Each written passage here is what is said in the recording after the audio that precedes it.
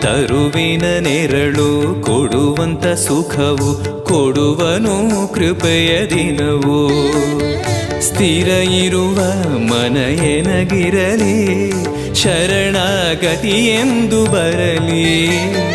ಭಗವಂತನ ಪ್ರಿಯ ಮಗನಿವನ ಸಾರಿ ಬದುಕು ಇರಲಿ.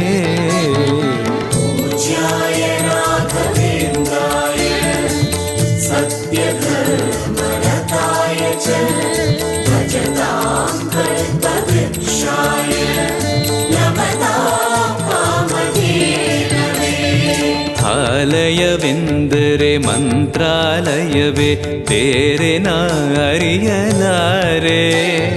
ರಾಜನು ಎಂದರೆ ಶ್ರೀ ಗುರುರಾಜನೇ ಮತ್ತು ನಾ ತಿಳಿಯಲಾರೆ. ಆಲಯವೆಂದರೆ